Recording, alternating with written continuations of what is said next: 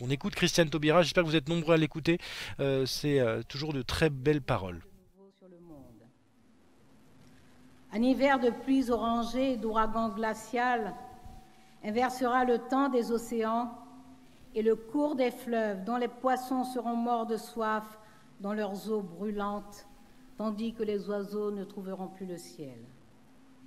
Les neiges éternelles recouvriront le désert du Sahara. La vaste Amazonie disparaîtra de la face de la planète, détruite par la grêle, et l'ère du roc et des cœurs transplantés retournera à son enfance glaciaire.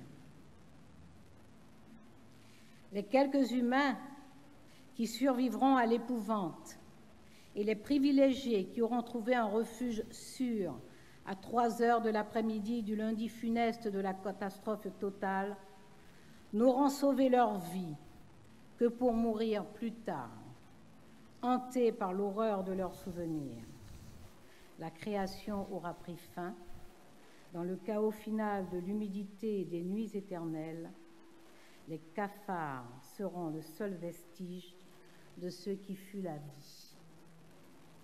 Aucune science, aucune industrie n'a autant de fois démultiplié sa puissance que l'industrie nucléaire depuis qu'elle est apparue. Et aucune création de l'intelligence humaine n'a eu autant de pouvoir de décider du destin du monde. La seule consolation, pour autant qu'elle nous soit d'une quelconque utilité, est de constater que la préservation de la vie humaine sur la Terre revient moins cher que la catastrophe nucléaire. Christiane Taubira, c'est une des seules femmes politiques, hommes politiques également, enfin personnages politiques, qui cite des poèmes souvent de tête. Donc là, c'est pour ça que ça a fait sourire quand elle a sorti son papier. Du grand écrivain Gabriel Garcia Marquez, écrivain colombien, qu'il a prononcé en 1986, il y a 33 ans. Il l'a appelé le cataclysme de Damoclès. Et si je commence par ce texte, d'abord, si j'ai sorti mon papier, j'aurais pu vous le dire. J'ai voulu vous le lire pour que d'emblée apparaisse le fait qu'il s'agit d'une tierce parole. Une parole de brutalité, mais aussi de toute beauté. Une parole qui dit à la fois l'instant et la vision. Et je peux à vous dire que telle est la hauteur des enjeux qui sont devant nous. Je peux, parce que votre sens de responsabilité le permet, vous dire que nous devons faire face à un monde où de tels périls existent. Et nous allons y faire face avec joie. Parce que d'abord, je crois que les campagnes électorales sont des moments de grande joie, doivent être des moments de grande joie. Et vous le démontrez d'ailleurs. D'une joie vive, d'une joie profonde, d'une joie durable. Parce que cette joie accompagne la lucidité, la clairvoyance. Nous ne sous-estimons ni l'importance ni la gravité des dangers que court le monde. Mais cette joie-là habille aussi les réponses que nous construisons pour faire face à ces dangers. Voilà pourquoi vous êtes aussi nombreuses et nombreux. Pourquoi vous êtes aussi joyeuses et joyeux. Parce que nous préservons cette grande joie profonde et durable. Et je veux saluer les militantes et les militants qui, avec courage, n'ont jamais cessé ou ont repris le chemin des marchés et des autres lieux de rencontre des citoyennes et des citoyens. Je veux leur dire merci et proclamons à la face de tous, comme nous le démontrons ce soir, que la gueule de bois, c'est fini.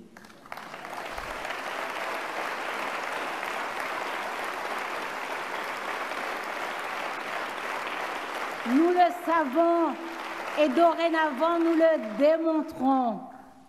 La convalescence aussi est finie. Nous avons retrouvé et récupéré toutes nos capacités.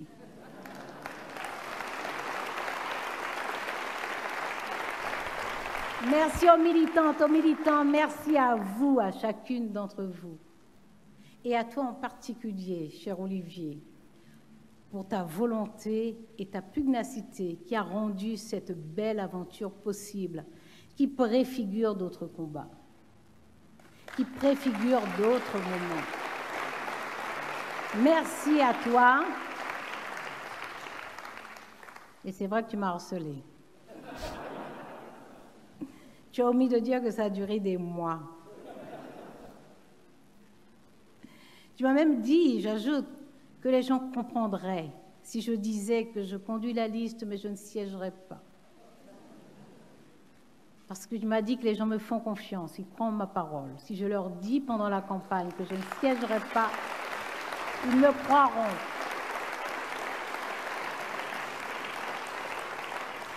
Mais l'éthique, vous le savez, ça fabrique des têtes de mule. Donc je lui ai répondu, Olivier, même si je dis 10 fois pendant la campagne que je ne siégerai pas, après les élections, si je ne siège pas, les électrices et électeurs seront fondés à me faire des reproches, même si je l'ai dit, même s'ils m'ont entendu. Parce qu'on ne peut pas détourner un exercice. Et que même si je dis 100 000 fois que je ne siégerai pas, si je conduis une liste, je dois siéger.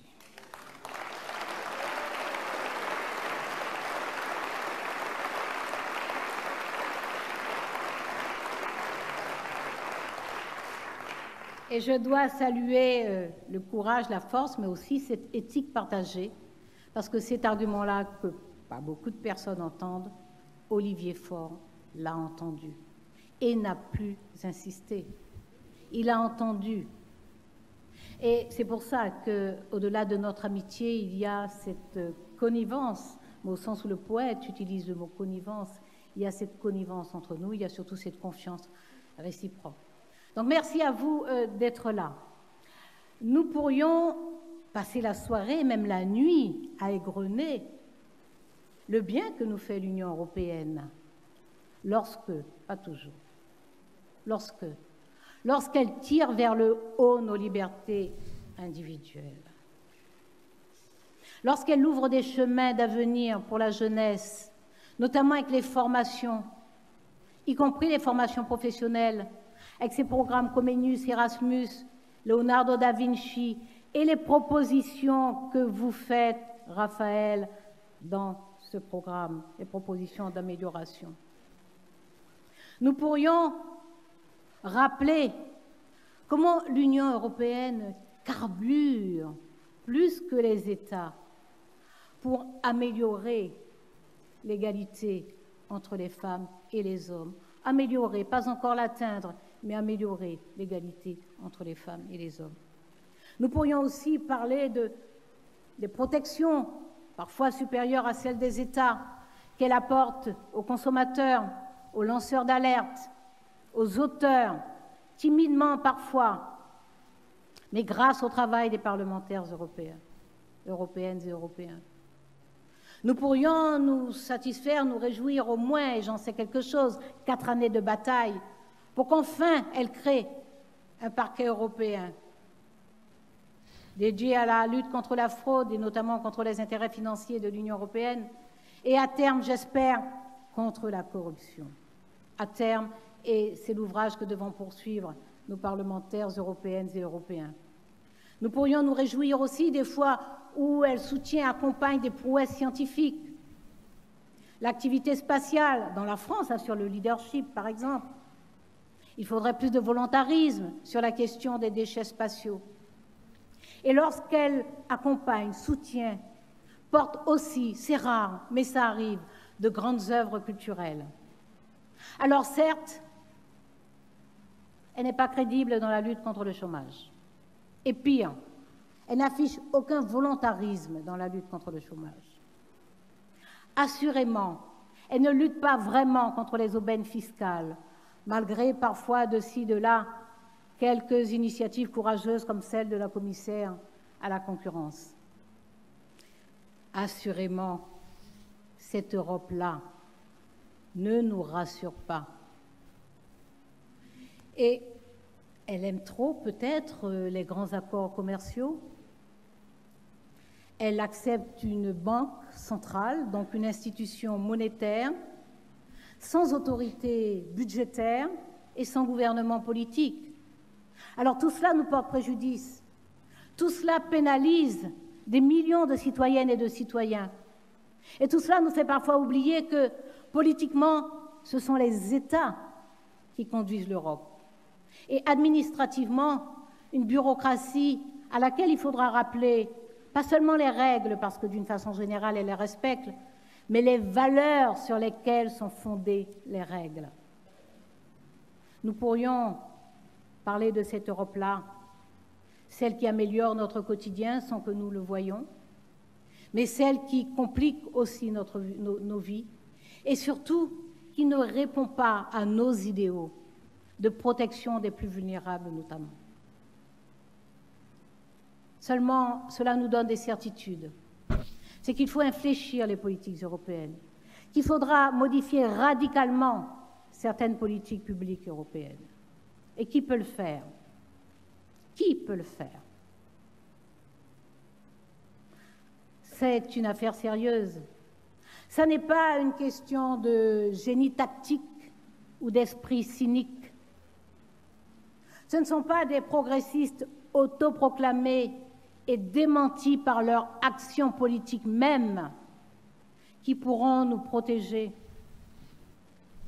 Ce ne sont pas des tacticiens, aussi bons soient-ils, dans de faux habits progressistes, qui vont fondre l'armure des vrais réactionnaires,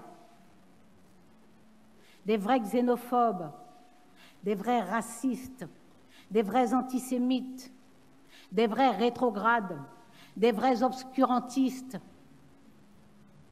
Non, il faut mettre un terme à cet esbrouf binaire qui prétend que le jeu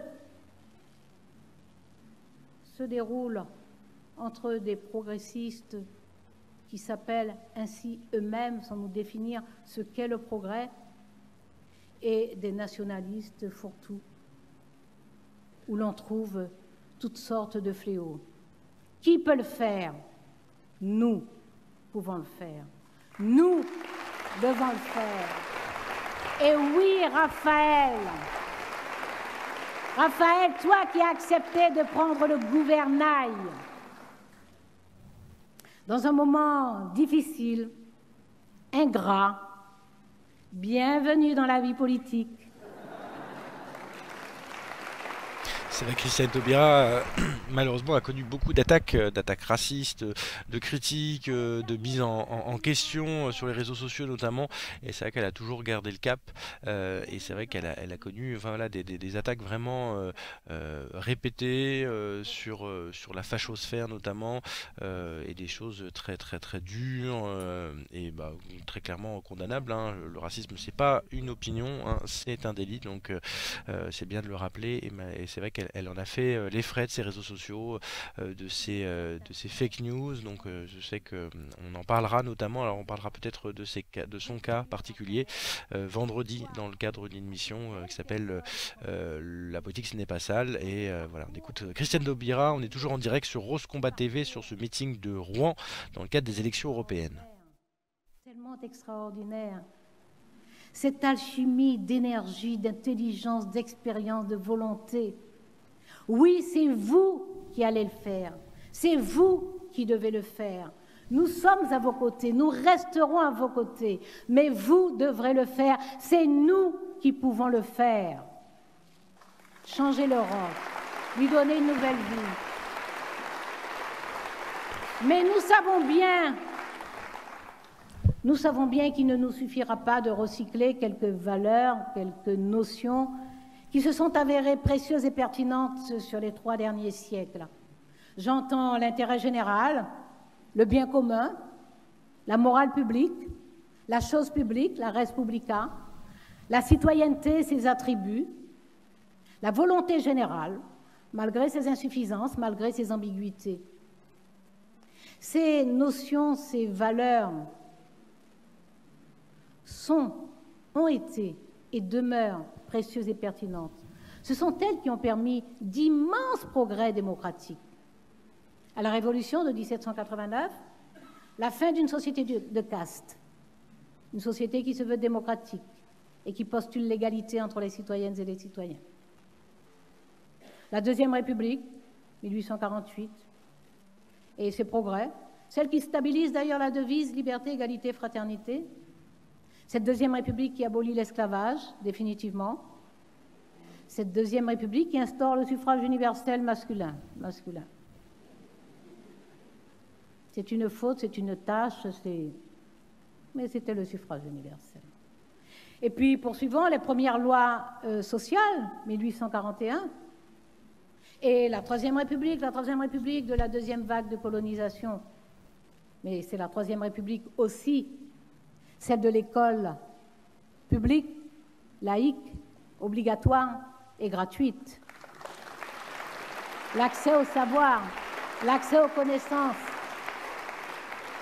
Et toutes ces lois juste avant, avec sur la liberté syndicale, bientôt la liberté d'association, même le rétablissement du divorce.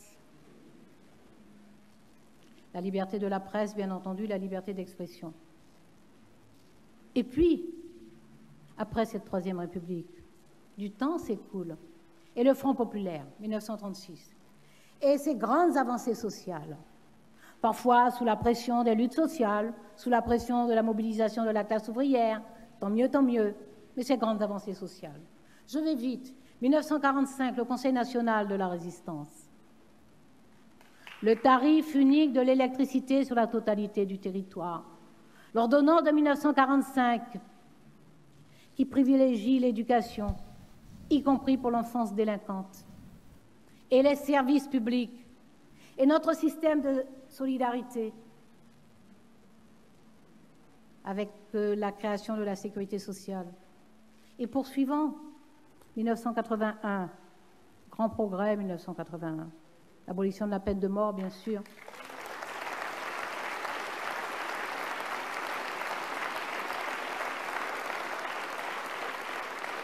La suppression des juridictions et des procédures d'exception, la Cour de sûreté de l'État.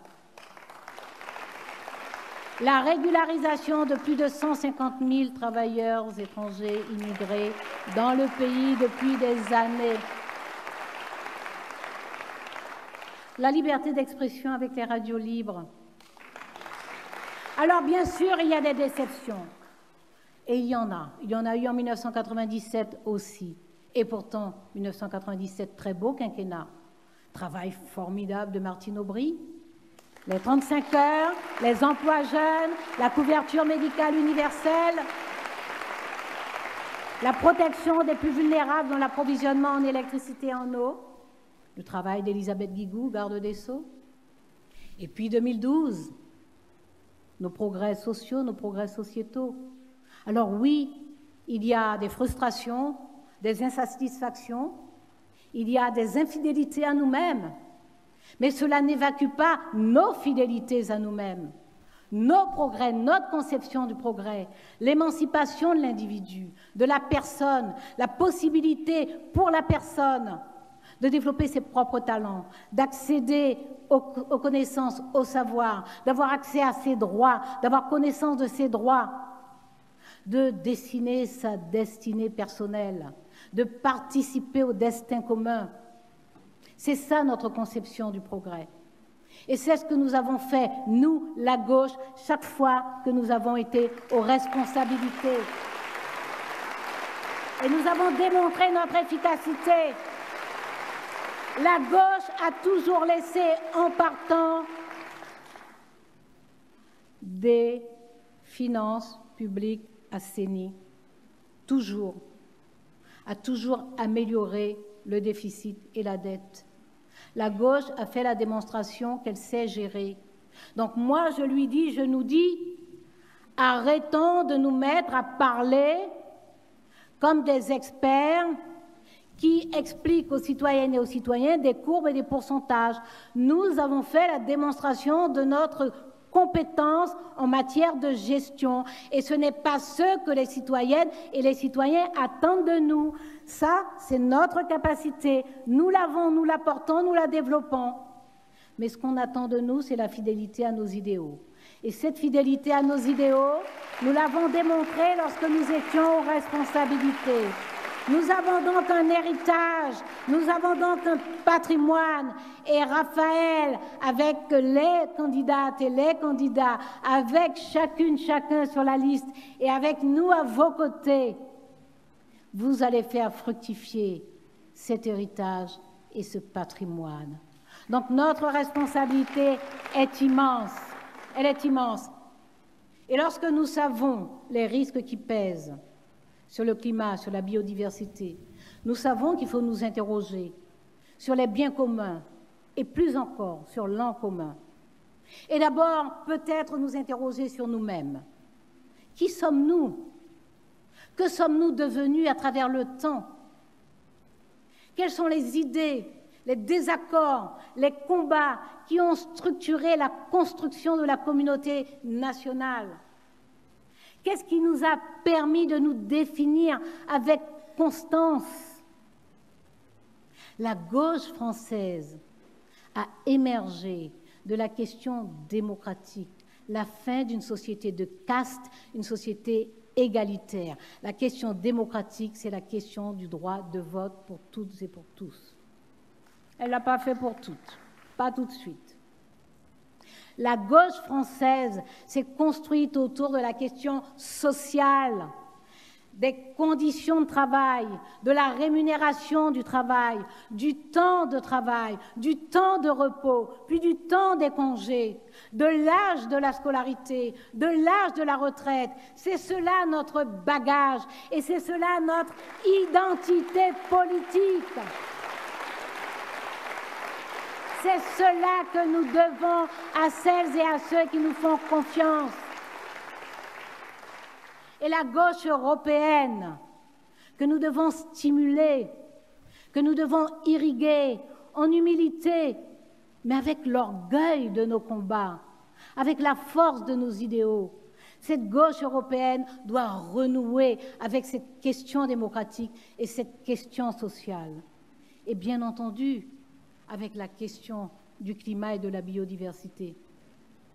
La question des biens communs, c'est-à-dire de l'eau douce, de la biodiversité, des forêts, des océans, des ressources sous-marines, du climat, de l'espace et des ressources de l'espace que les explorations spatiales vont nous permettre de découvrir de plus en plus, et aussi des ressources intellectuelles, technologiques, scientifiques, empiriques, littéraires, artistiques, musicales, qu'il faut protéger parce que leurs auteurs sont souvent mal protégés, alors que d'autres, en utilisant les législations sur les brevets, se créent des situations de rente. André Gorz expliquait l'importance de ces biens communs en disant qu'ils sont indivisibles, inaliénables, inappropriables et qui doivent inconditionnellement être accessibles et utilisables par tous. Et il nous proposait des instruments d'émancipation. Mais mesdames et messieurs, chers amis, c'est ce que dit notre Code civil en son article 714. Il dit qu'il est des choses qui n'appartiennent à personne et qui sont de l'usage de tous. Article 714 de notre Code civil. C'est cela nos biens communs. Mais la question de l'en commun est une question essentielle. La question de l'en commun, c'est la question effectivement de notre présence au monde et de notre conscience d'un monde commun, comme nous commençons à savoir que nous avons une planète commune. La question de l'en commun, c'est la question de notre conscience d'appartenance à ce monde commun et à nous interroger sur la façon dont nous portons ce monde commun. Un philosophe, Achille Mbembe, explique que notre condition planétaire est marquée par une dynamique de déliaison. Cette dynamique de déliaison vient de la concentration des richesses, de la peur des migrations, du rejet de la solidarité, de l'explosion des inégalités, de la militarisation croissante de l'économie, de la raréfaction des terres arables et de l'étouffement, de la pollution de ces terres par les pesticides, de la toxicité de l'air. Il est étonnant de voir à quel point les mots deviennent parfois impuissants. Lorsque nous disons qu'il nous faut limiter le réchauffement climatique à 2 degrés, ce qui est déjà considérable, à 2 degrés, nous ne semblons pas comprendre que cela veut dire qu'au-delà, des littoraux continentaux vont reculer et disparaître, que des territoires insulaires seront submergés, engloutis, et que les personnes qui y habitent prendront le chemin de la vie, prendront les routes du monde. Et notre refus des migrations, face à ces nouvelles circulations humaines, rendues nécessaires, y compris du fait de nos modes de vie, de nos égoïsmes, de notre refus de changer fondamentalement d'art de vivre, nos peurs apparaîtront telles qu'elles sont, pathétiques, mesquines, ridicules, inefficaces. Nous devons donc entendre ce que disent les mots. Et nous ne prétendons pas que cela est simple. Nous ne prétendons pas que cela est simple. Nous ne disons pas qu'il est facile d'accueillir des réfugiés. Nous disons qu'en conformité avec nos idéaux, avec nos principes, avec nos valeurs, nos choix de solidarité, nous voulons accueillir. Nous choisissons d'accueillir. Et nous nous organisons pour accueillir.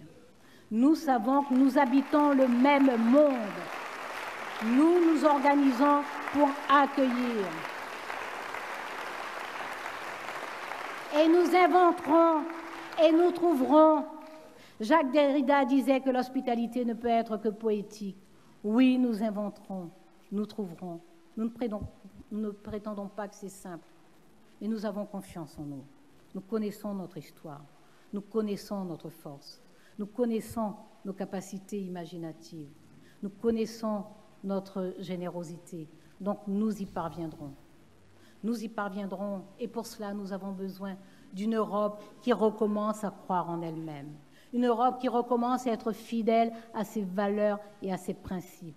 Une Europe qui se pense en ce qu'elle est, une ère géopolitique essentielle pour le monde.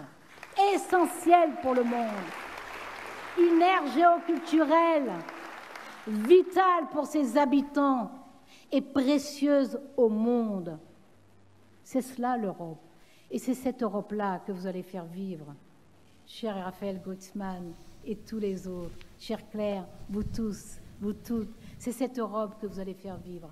J'ai commencé par cette parole d'un romancier qui écrit des romans d'une très grande force poétique, Garcia Marquez. Parce que les poètes, les écrivains en général, nous aident à voir la beauté autour de nous, la beauté dans les choses, la beauté dans les paysages, la beauté dans les sons, et aussi la beauté que nous portons en nous. Mais ils nous alertent aussi, elles nous alertent aussi. Elles voient venir les cataclysmes avant nous. Et elles nous disent, et elles savent nous dire, ils savent nous dire. Henri Michaud, je vous écris d'un pays autrefois clair. Je vous écris du pays du manteau et de l'ombre.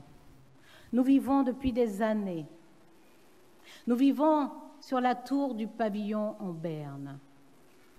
Je vous écris de la cité du temps interrompu. La catastrophe lente ne s'achève pas.